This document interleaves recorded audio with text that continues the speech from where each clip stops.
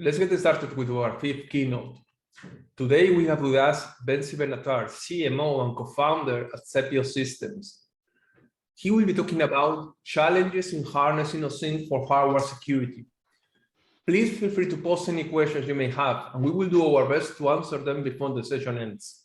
You can also reach out to Sepio Systems by going to the company booth for text, voice, or video chat with the booth manager. So I'll hand over to you now, Bentsi. Hello, Bentsi. Actually, good afternoon. How are you? Yeah, actually, it's good night. It's actually 9:15 p.m. Exactly. So you are in Tel Aviv right now, right? Yes. I'm based in Israel. Okay. So first up, welcome aboard today. We have had a fascinating, day with, amazing guys from Israel. We have started with Elda, with ST. I'm sure you know ST. Yeah. Fascinating, session. So we are about to learn from, Sepio Systems, so the guys, the experts in hardware security, in raw device mitigation, hardware access control. They're gonna educate us in a lot of quite interesting topics, focus on the level 1 and level 2 of the OC layer. So I am super excited about learning about the challenges in harnessing OSINT for hardware security. So please, sir, share your screen, prepare your slide deck, and as soon as you are fully ready, I'm gonna stop and I'm gonna start to learn. Okay. So hello everybody. Thank you very much for joining in. I hope it will be as interesting as Esti's presentation. But it's an interesting topic, and I have some nice videos to share with you. So I hope that you will find it interesting. So the topic of my presentation is challenges in harnessing OSINT, which is open source intelligence for hardware security. So first of all, hardware security is a concept that we need to address and understand what is exactly hardware security in the cyber domain. And OSINT, again, takes different flavors in different domains. So OSINT for hardware security actually takes a very special view of hardware devices. I'm a technical guy, so feel free in the Q&A session to drag me into technicalities. I'll be happy to answer those. So the first and obvious question would be that would you let this guy into your home or into your office? Now, obviously, you wouldn't, because you see the risk and the danger of having someone like this sitting next to you. You see the potential of damage, and you see that this is something that you need to be aware about and mitigate this risk. That could be closing the door, having another lock, or something like that. When we talk about hardware devices, we would encounter a device like this. So would you let this guy in, which is in this case, it's a Razer gaming mouse, which a couple of weeks back was found to be extremely vulnerable by providing administrative privilege during the setup phase of a Razer mouse. Now, in most cases, Razer mouse are not found, gaming Razer mouses are not found in the enterprise environment. But as we all know, the work from home era brought a lot of devices to the enterprise environment by people using them in their own homes or in a shared space or any other type of remote connection, and they've brought their own devices, and they're using their own kind of family assets. So if you have one computer in your home that your kids use to play, then this is the computer that you'll be using. And the fact that this device is extremely vulnerable may not be aware of. You may not be aware of that, and obviously not aware of the fact that you're posing a significant risk on the enterprise.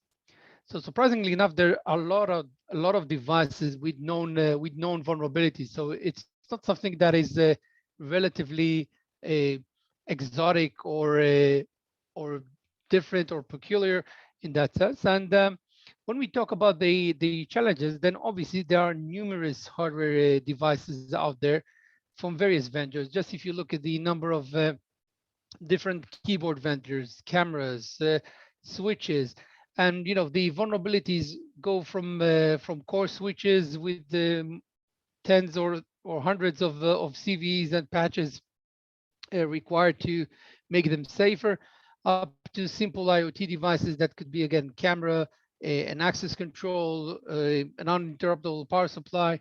All of these devices come with some known vulnerabilities, and it's very hard for the defenders to keep track of those devices and those vulnerabilities. Now, the potential attacker, and that's the main risk about it, is could use these vulnerabilities to gain access to the enterprise assets without bringing their own devices. Because sometimes when we talk about the internal abuser aspect, especially in the pre-COVID era, we would get answers like, oh, we have excellent physical security, nothing can go in, we screen everything. And then you find out that the enterprise is full of vulnerable devices. So in this case, the attacker actually didn't need to bring any device of its own. He could use the existing device that is already installed there. And the most famous example for that would be the NASA JPL incident that involved a Raspberry Pi that an employee brought in for originally for legitimate purposes. But once the attackers were aware of the fact that this device is being used in the labs, then they've actually used that device as their launchpad for attacks, using and exploiting vulnerabilities in the Raspberry Pi platform. Now, it is almost impossible to track down the never-ending list of known to be vulnerable devices or patches, because it's an endless list. So it's something that you need to go over the specific part number, the specific serial number range, specific MAC address range. It is extremely time-consuming effort. Now, obviously, working from home didn't make it easier because, as I mentioned, you have your kids playing, or your kids' friends are coming over, and they connect their own devices to your network. Some of those devices could be vulnerable. And if someone connects a device to your Wi-Fi network that is known to be a device that's known to be vulnerable, and you're using the same Wi-Fi network without any VLAN separation or anything like that, then you're actually sharing your enterprise data with that vulnerable device. Now, sometimes it could be a naive kind of a friend or a internal abuser, not knowing that he's an internal abuser. But sometimes it could be someone with bad intents, and we'll talk about the evil maid scenario in a minute. So obviously, working from home has a significant impact on that. And the most challenging one is the OEM. So I've wrote it down under guess who I am, because let's assume that there is a known to be vulnerable device that you're aware of, and you're actually monitoring that.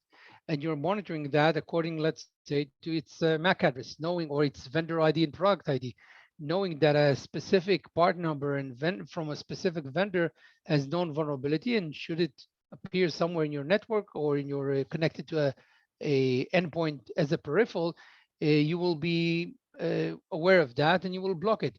But what happens if someone takes a known to be vulnerable device and changes the MAC address to another MAC address, which is not categorized or flagged as a known to be vulnerable device? How do you deal with that?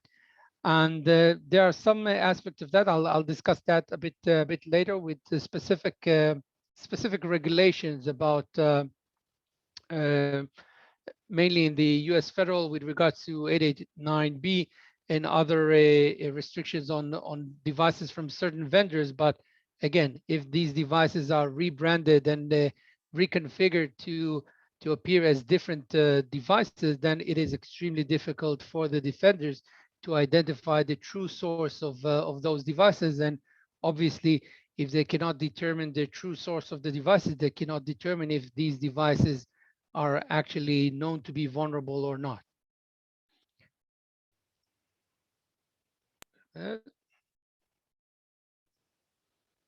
Okay. So the main question that we always get is it really happening? Are devices being used by attackers? Vulnerable devices are used by attacker. So again, there's multiple examples. Some of them reach the public eye. Some of them are just buried somewhere in the either NIST databases or search reports or things like that. But we've seen multiple incidents. Again, mentioning the NASA JPL, but again, this is not the only case where a device with known vulnerability was used.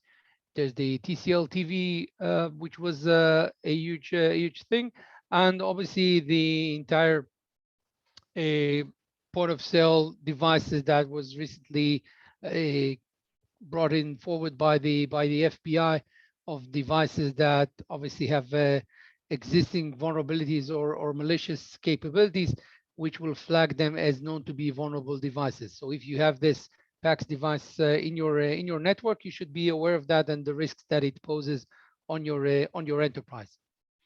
So it is happening. It's happening in larger numbers because the use of these devices actually bypasses a lot of existing security measures. For example, if you have a device that has a known vulnerability that allows you to inject a HID script, which are a human interface devices, which are actually keyboards, which allow you to inject payloads into the victim's machine. That means that instead of having to go head-to-head against existing cybersecurity products for phishing solutions or content reconstruction, and instead of having the user to actually click on a link that you've sent them over email and hope that this email wasn't blocked somewhere along the way, the use of known to be vulnerable devices, which are off-the-shelf devices, could provide you a kind of an easy bypass into the victim's machine. And by doing that, you can actually launch his endpoint to a certain URL where the next part of the attack is waiting to be launched. Forensic wise, it would look like there was a reckless employee that clicked on a link that he shouldn't have, or visited a website that he shouldn't have visited. So these are things that we need to be aware of, and I'll show you again a couple of examples in a minute. Okay, so the minute has come. So we've put up a kind of a series of videos. I'll share a quick. They are short videos, so bear with me. But these videos are intended to show the risks of existing devices. All of these devices have known vulnerabilities. So should you have gone through what I'll present as sources for the OSINT with regards to these devices, you would have known that these devices are risky, and if possible, you should keep your distance from them. Now, as these devices are mainly attributed to the Evil Maid, so the series is actually the Evil Maid series, and embarrassingly enough, I don't know if you've seen, this is from yesterday's paper in Israel. There was an embarrassing incident where the housekeeper of the ministry, the Secretary of Defense of Israel, was actually found to be a spy who tried to offer his services as an internal abuser and trying to plug in various devices into the secretary's house. So with that, I'll show you a couple of videos, and then I'll explain what the videos are all about.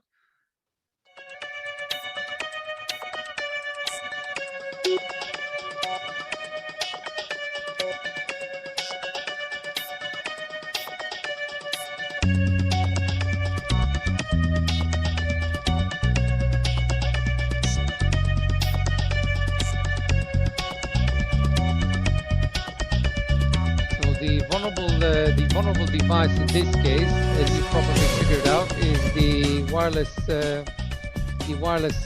mouse that is on this lady's desk.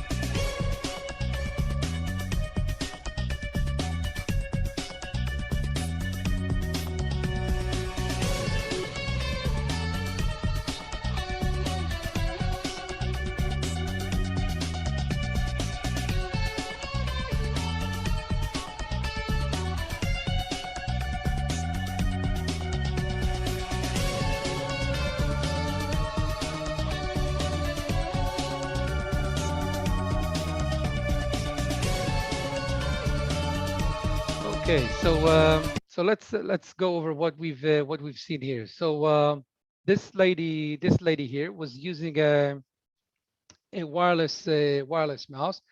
Now, just to be clear about it, all wireless mouse and keyboards and combo mouse keyboards can be hacked. It's just a matter of effort if it's a 10 seconds effort or if it's a 1 minute effort, but all of them can be hacked, whether these are unifying receivers or BLE, they can all be hacked. It's just a matter of the required resources. Now, this device is in this case, it's a Logitech mouse, I think.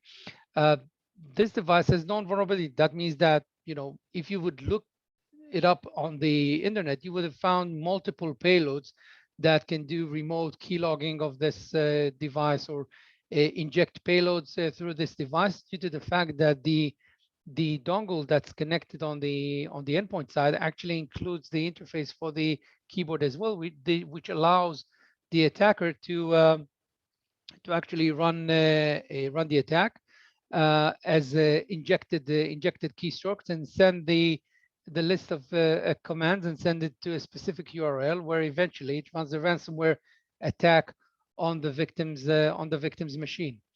Now, the actual implementation for that was actually by using a Raspberry Pi with, again, a known payload, which is called the mouse jack. And in this case, it's concealed within the vacuum cleaning device of that evil maid. So in this case, the attacker didn't need to actually be in the same room or actually plug anything into the victim's machine. It could do it remotely. Now, obviously, as you know, everything that works is immediately put on a drone. So the same concept actually is replicated here, but in this case, instead of putting it on a vacuum cleaner, in this case we've put it on a drone flying next to a building. In this case, it's a different type of a wireless combo keyboard. But again, this is to show that these known to be vulnerable devices can be hacked remotely without setting foot in the victim's premises. And again, the payload will, there's a variety of payloads. It could be ransomware, it could be a reverse shell, or any other type of known payloads. And the attackers could be located remotely. There's a video, if you look it up in YouTube, of an OMG cable attack being run from a mile away from the victim's machine.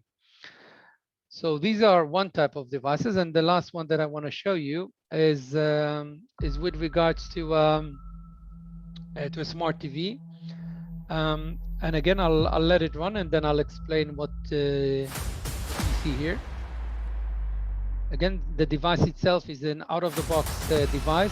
This TV hasn't been modified in any way.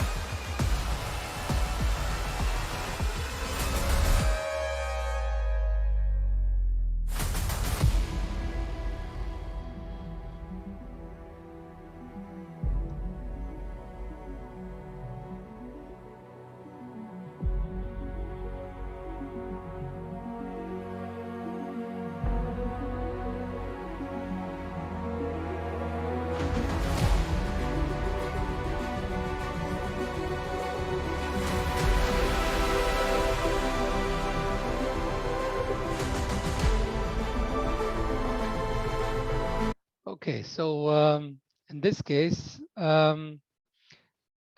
this video actually was inspired by a meeting that I had with a CISO, and we were sitting in his room, and he had this TV set from a certain vendor that is known to be vulnerable. And I've asked him, how do you protect this TV? And then he said, oh, don't worry, we've disabled the Wi-Fi connectivity.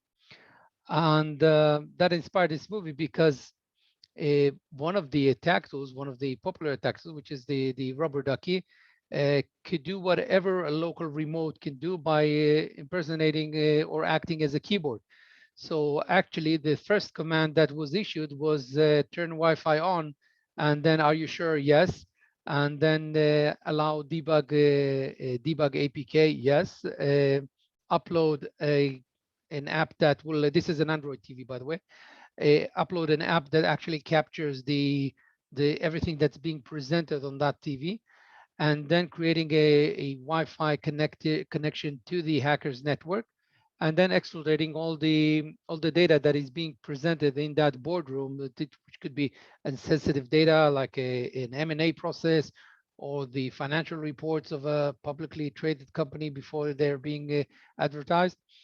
I would love to say that, you know, this is a sophisticated hack, and we've reverse engineered the TV and we did a lot of hocus pocus, but the actual truth is that this was actually an attack that actually automated the same commands as if you were using a local remote controller. So it's very easy, and it's easy because the devices are vulnerable, and it's easy because everybody in the world know about it other than the guy who's using it. So now comes the main challenge. So how do we get all this data of that is out there into our enterprise?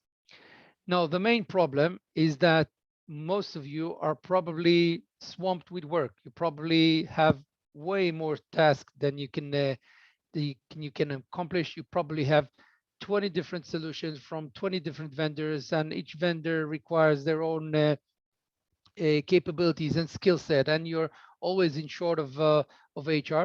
And somewhere along the way, going through various databases or looking into the darknet for hardware vulnerabilities and scanning all those CVs is a task that in most cases is being pushed to a later stage, which means that you will never get to it. And you know, that's fine, because again, you have your priorities set, and there's a lot of tasks, and all the security teams that we've met around the world, they are all short of qualified people. They are short of resources, and you know, in most cases they're drowning with their day-to-day tasks.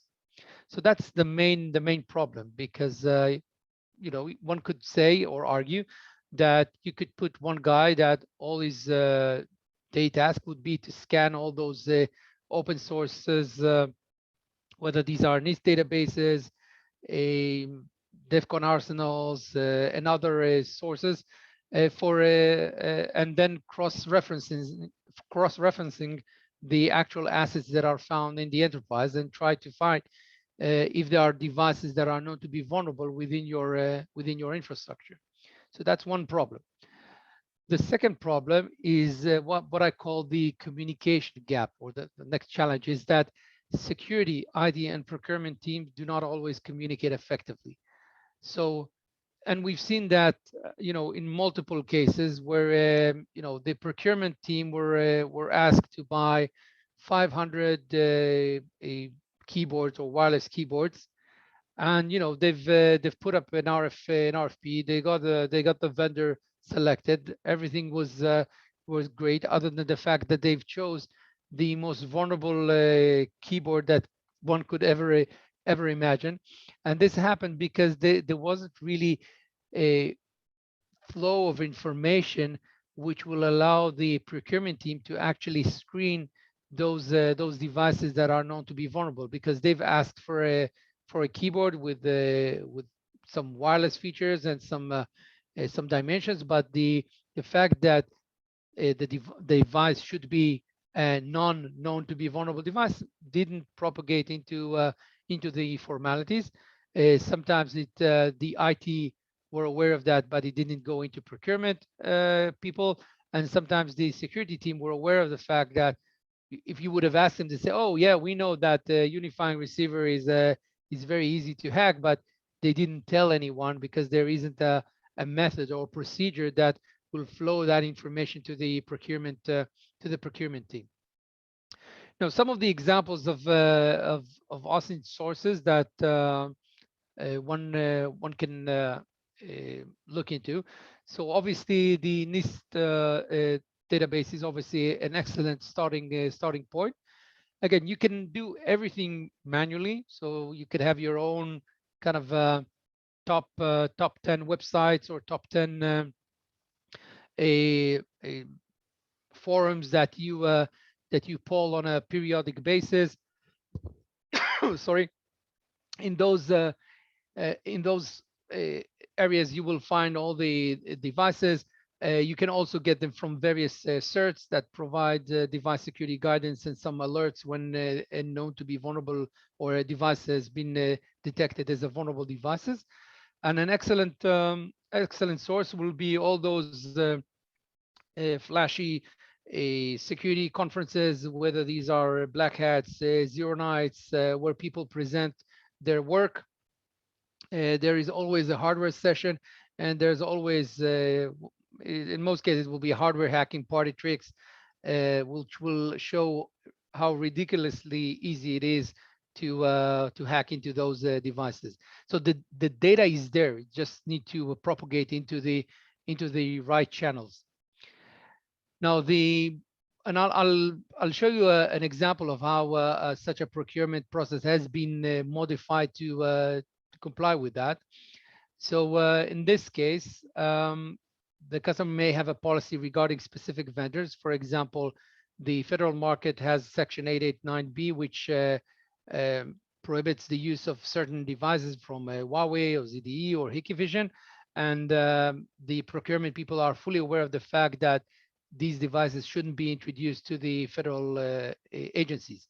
Nevertheless, the challenge still remains of what happens if, let's say, a Swiss vendor takes a Hikvision module and builds his camera around it as a kind of a OEM, changes the MAC address, changes the country of origin will now be Switzerland, and ships it to a federal customer. Then the device will appear as if it was from a Swiss vendor, and no one will ever know that under the hood there's a device that is not allowed by the Section 889B.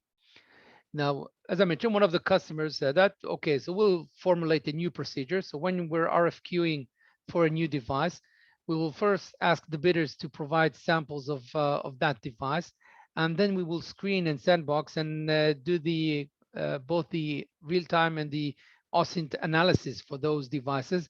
And only after that, we'll decide who are the allowed and who are the on the denial list of those proposed devices. And this actually was implemented as a formal procedure. Again, it adds some complexity to the process, but again, this makes sure that the customers, who's a sensitive customer, gets only secured devices. Another thing would to be provide employees who work from home with the approved kits. Now, a lot of companies do that, where they provide the keyboard, the mouse, the router, everything, even the connection credentials, everything is being provided as an approved kit, so that it will not be left to the employee to go out and to Office Depot or other stores and buy whatever they find and rely on their a good judgment. So having a pre-approved kits is something that is extremely helpful. And another option would be to use some technology solutions. And in this case, I'm actually showing you screenshots from our solution. Now, as I mentioned earlier, there are multiple CVEs that are being advertised almost on a continuous basis, and it is really difficult in large-scale enterprises to actually follow all these CVEs. So, for example, what we did here is we've created a heat map of those vulnerable switches, and we color red bricks once 3 conditions are met. First, that it applies to the part number and the operating system that this customer has. It's a high-grade vulnerability. And the third thing is that we actually verify that the functionality that is being referenced in that CVE, for example, in the first one is the CMP, is actually being used.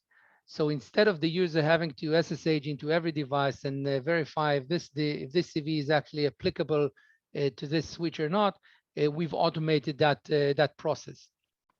The same automation occurs when we talk about vulnerable peripherals or vulnerable devices. That means that we have our own crawlers that actually go through all those database that I've mentioned earlier, and data that is being augmented from deployments that we have around the world. And we collect all those vulnerable devices. And should these devices be should exist or connected to an endpoint or to a network switch, we will alert on that.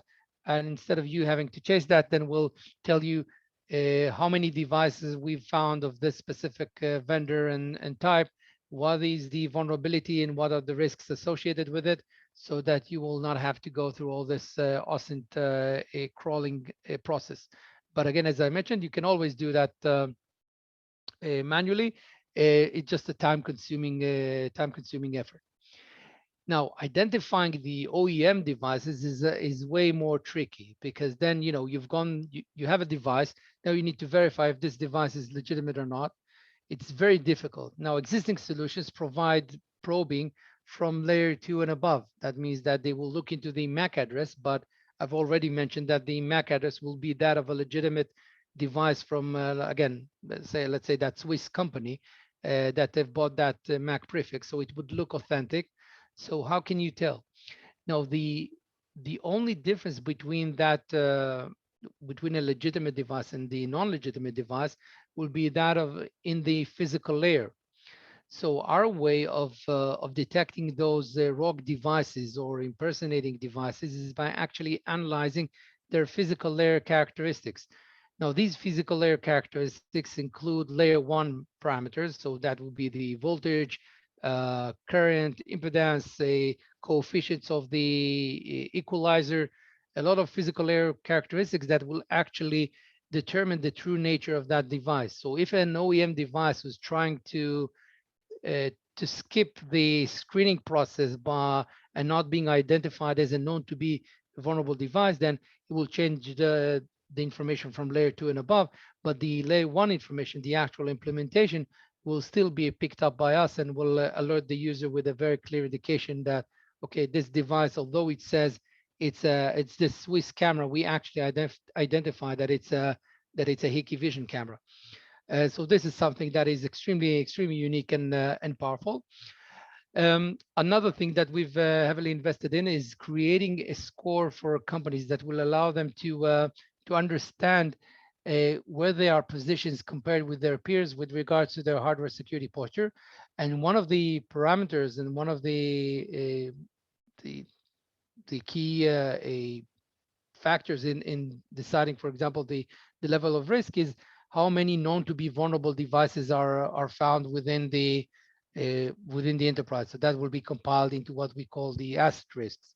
So some of it will be the asset risk, some will be in the supply chain risk. And again, this will allow people to benchmark themselves and see, are we getting better? How do we compare against our peers in the industry? Because, and then I'll open up for questions.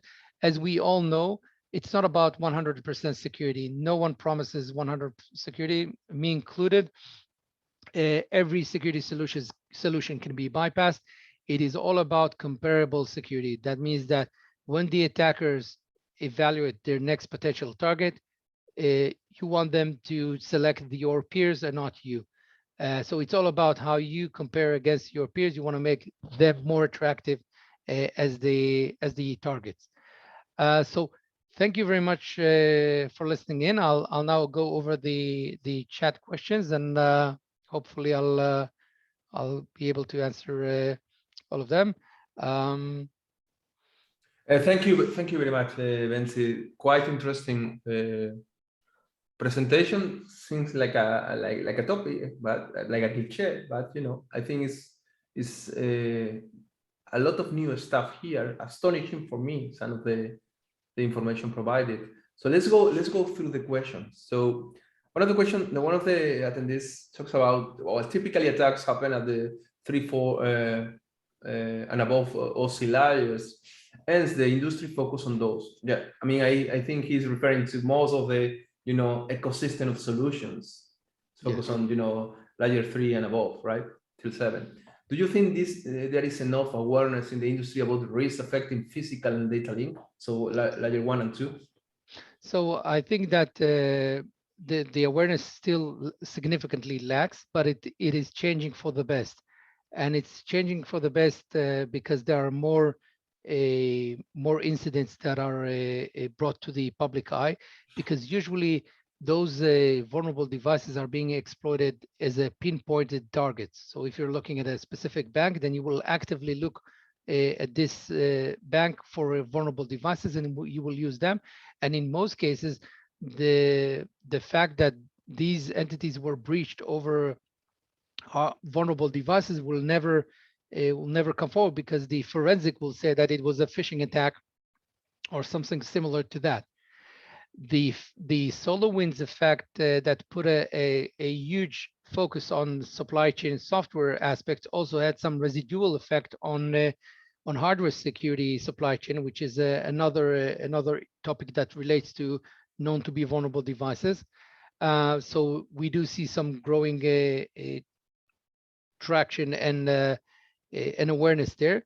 And the most, I think that the key point here is that if you were an attacker and you see that the enterprises are putting, tens of sophisticated locks on the door, and then you just look up and you see that there's a window, an open window there, and okay, so you do need to bring a ladder, but that's the only thing that you need to bring. And once you have that platform to get to that window, then you're safely in, and you don't have to go head to head against those cybersecurity products, which are getting better in what they do. So the attackers want to do well. You need to understand that these criminal syndicates or state-sponsored activities, in most cases, are rational. They want to do well, like any other human being. So they will go with the best probability of success path. And in that sense, the hardware aspect provides them with an easy path into the enterprise's assets. So I hope that answers your questions. Yeah, absolutely. So we can consider basically this risky hardware devices kind of a blind spot for organizations, right? Because at the end of the day, there's no focus on that right now, or not enough focus. Next thing, which industries do you see more prone to this type of hardware attacks? So we have seen the videos, right? And it seems that this kind of a super sophisticated thing. I mean, you need to get people in, just in order to conduct these attacks. So is that specific to, high-profile intellectual property theft, for example, among competing companies or nation states? You gave the case of the Israeli top-level, officer, or any industry with valuable crown jewels might be impacted by this kind. Yeah, so I'll give you an excellent example for that. And I don't know if any of you got a chance on day 3 of this conference to listen into Jesse, who's our head of research. And for example, we found out in a large healthcare operator, we found that they have hundreds of certain medical devices that were based or implemented using a Raspberry Pi platform.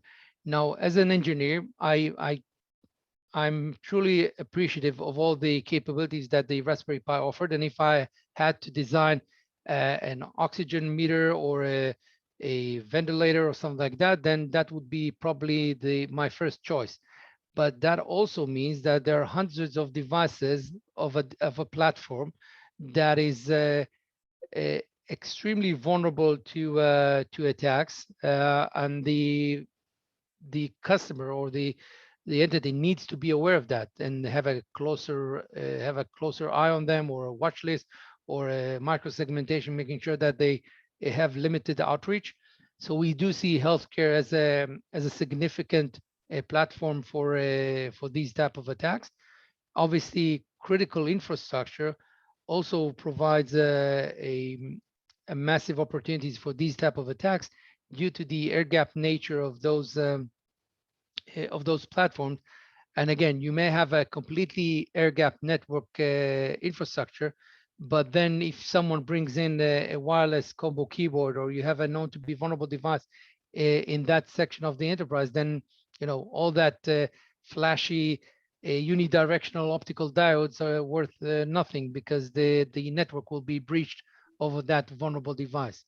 And obviously, where money is involved in the financial sector, this is something that we see as well, exploiting vulnerable printers, vulnerable switches, and vulnerable peripherals. We've seen that, for example, in a biometric bypass attack by using a USB man-in-the-middle attack over a vulnerable palm vein scanner. And again, you could have gone through the full phases of OSINT and understand that these type of devices do have vulnerabilities, and make sure that these attacks will not happen. Absolutely. There's another question. It's kind of topic, but I mean, the drone component is very interesting. The question says how to create defensible drone spies. Well, that's a completely HLS a conference by itself. So obviously we don't we did the drone video just because just to show that you can do everything remotely from the outside side of the window. We wanted to do it next to a skyscraper, but apparently flying a drone next to a skyscraper in Washington is not such a good idea, and it's prohibited. So we wanted to do so we did it in a residential area. But again, the drone was just as a nice illustration of how you can do it from outside the building. Because in one of the videos you show somebody getting into the facility, but the drones open a whole new universe here. So at the end of the day, you can fly a drone really far away. Okay. Yeah. Some of the drones are super sophisticated. They come with GPS, or they come with everything. So it's basically, if you have some experience, flying that thing, and in some cases you can almost attack everything, right? Yeah. So I can show that. I can tell you that in some demos that we did for our customers who bragged about their physical security. So we sat in the parking lot, or we sat in the building next to them, and over the window we could pick up everything and point them to a certain URL that show them got a message, winter is here, be careful next time, and just to show them that we've actually bypassed. And if we were a malicious actor, then we could have done a whole lot of damage. But again, it's all about raising awareness.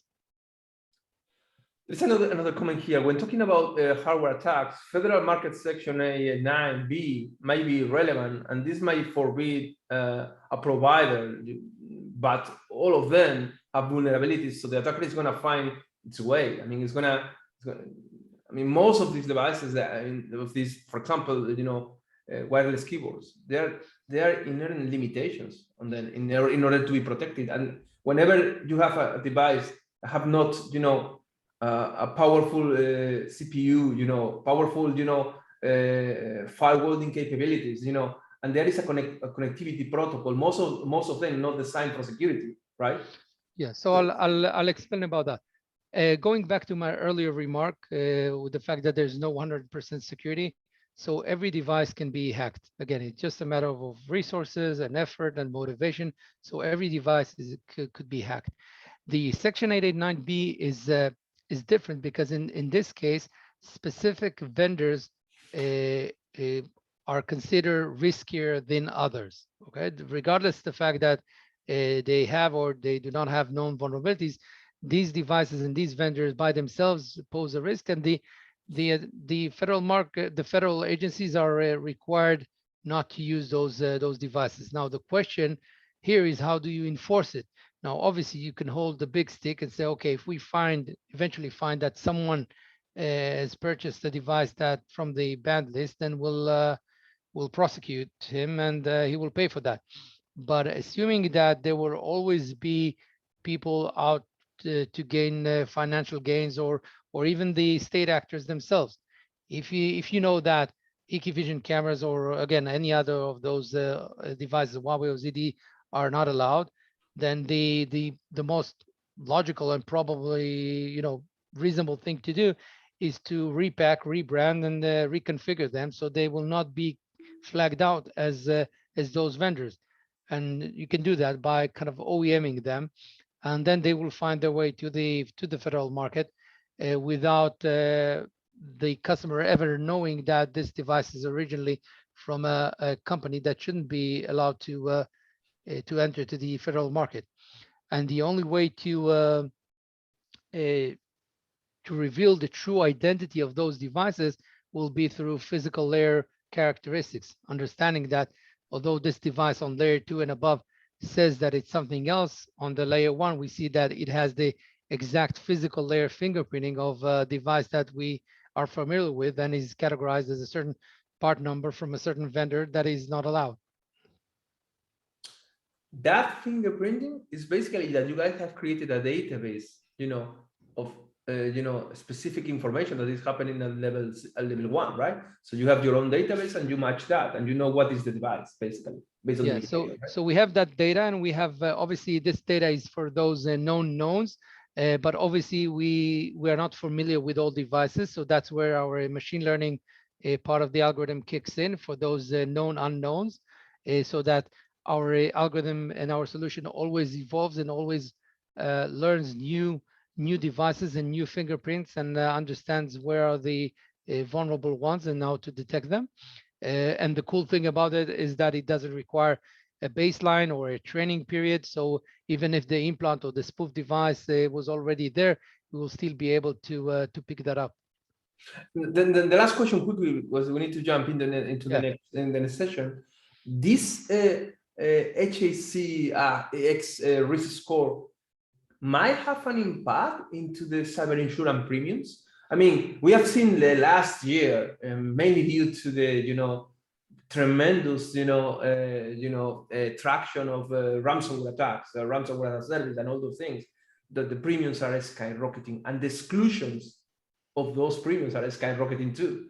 So this might this have an impact on the amount of dollars that companies are paying, because they are safer if their risk score is better, right? So that was an excellent observation, and I don't know if the one who asked it knows about one of the investors of Sepio Systems is Munich Re, who's the world's largest reinsurance companies.